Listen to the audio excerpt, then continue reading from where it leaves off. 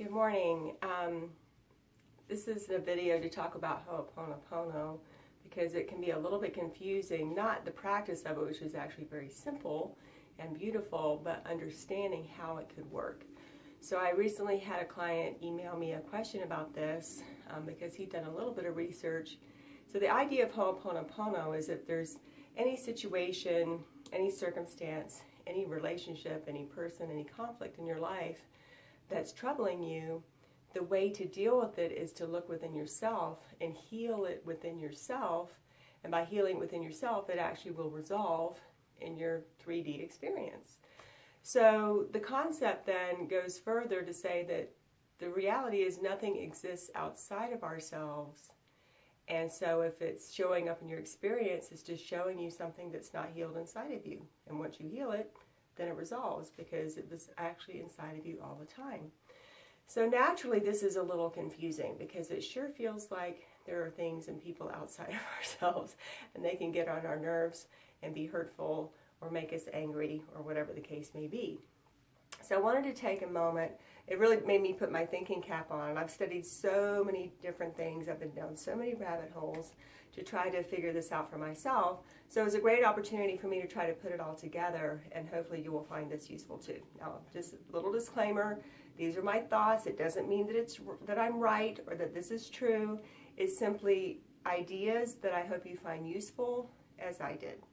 So I want to start first of all with talking about a concept I learned in Kabbalah about God and how it's kind of like thinking of it as the Big Bang, okay? So their idea is that God existed as kind of like a singularity, and he was everything but in one kind of amalgamous, non-formed ball of light, love, energy, everything. But for the sake of creation and expression and experience, God decided to break himself, herself, itself apart into a million trillion pieces so that he could experience himself from every aspect because he was all. So if you think of it like the Big Bang, God just becomes all of the universe, right? Planets, stars, star systems, galaxies. And so then everything in this universe, every blade of grass, tree, animal, human, planet, star, is a spark of that essence of God. So in that sense, absolutely, there is nothing outside of us because we are part of that oneness. We are part of that God energy, that God essence. So that is like the highest form of truth, the underpinnings of our reality, if you will.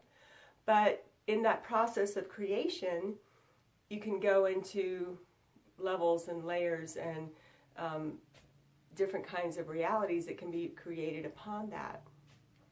So it's not news to anybody that there's parallel universes, multiple dimensions that we can't access with our five senses. So there's tons of experience happening, tons of reality all around us that we just can't perceive with our five senses. And so we find ourselves in this reality, whatever it is, and in this reality that's a subset reality of, the true and original reality or, God's substance, there's just certain rule sets. This universe or this reality or dimension has certain ways that we function and certain ways that we experience life, ourselves, God, etc. So, and this reality is all about duality, right? I am separate from you. I am separate from my child. I am separate from the president.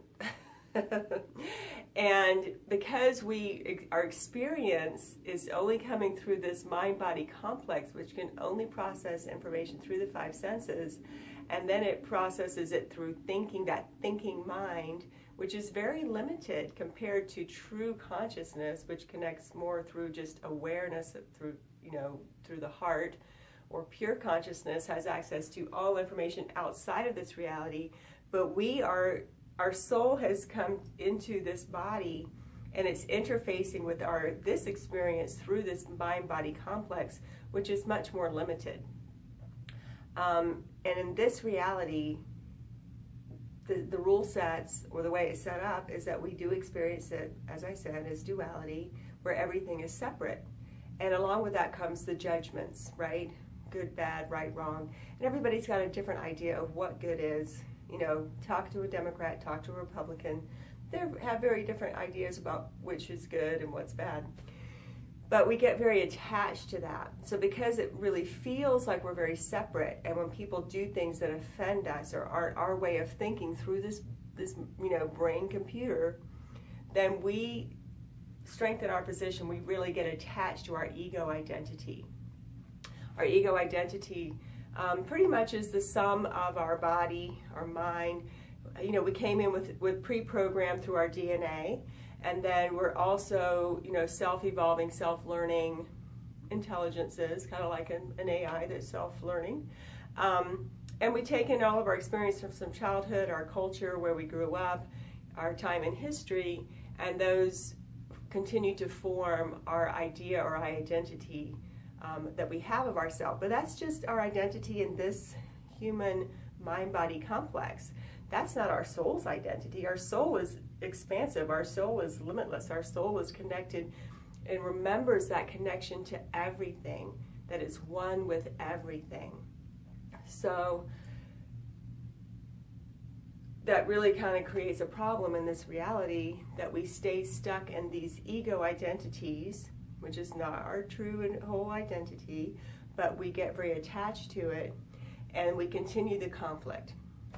And that can show up as family members with drug addictions, or show up as a spouse that cheats on us, or show up as a boss that's controlling. There's so many different ways that this can show up.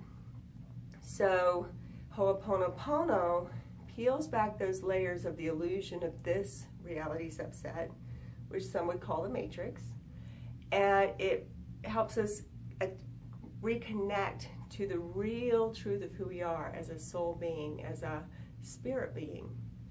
And when we do that, and we really come from that angle, that not even, it's beyond thought, it's really more consciousness, pure consciousness, because thoughts are really more related to that brain computer. So when we can peel back those layers of the illusion, let go of that ego identity, remember that we're all one, then we can realize that they are just a part of ourselves. And we can heal those ego attachments, those ego reactions, those negative emotions that we've become so attached to. And once we do that, then it does start to heal everything around us. Another way to think of it is, like this reality is kind of like a video game. I talked about this in another video I did called Are We Living in a Simulated Reality? But it's a very useful concept, because if you think about a video game, there's a character and there's so many possibilities. He could go down this path, and he has all these experiences, and if he takes this action, then he has these powers and these experiences open up to him. If he goes down this other path, a whole other subset of experiences open up for him. But the truth is, the potential for all of those exists simultaneously. So there are infinite versions of ourselves that we have the potential to tune into and focus and bring to life, if you will, based on the path that we take and the choices we make and the actions that we take. So by choosing to stay in conflict, or in that mindset, that ego identity, we're opening up all the doors that invite conflict, or perhaps lack, or poor health, or whatever that is.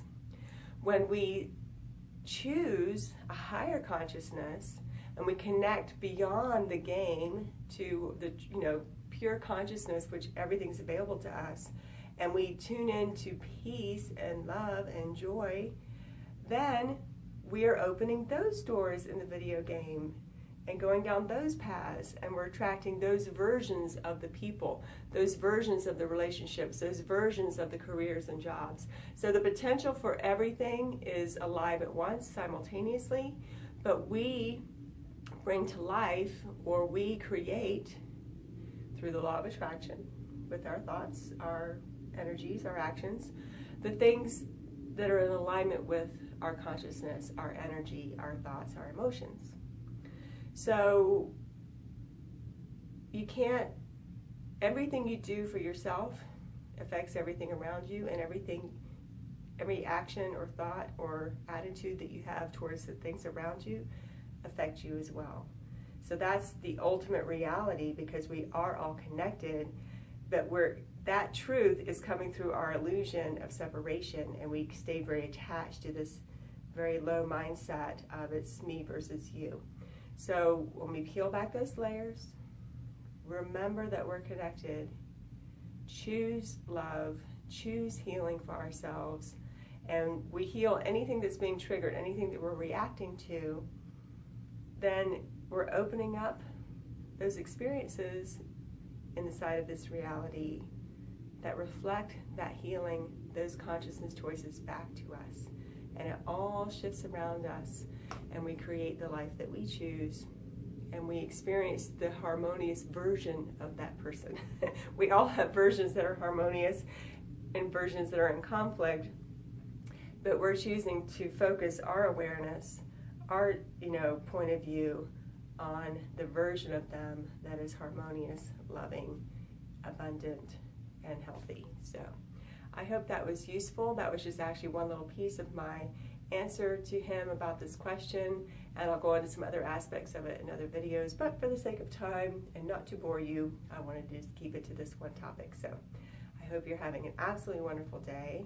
Remember that we are all connected, and choose healing for yourself and for others, because that's only by choosing that can we create the experience that we really, truly desire. Namaste.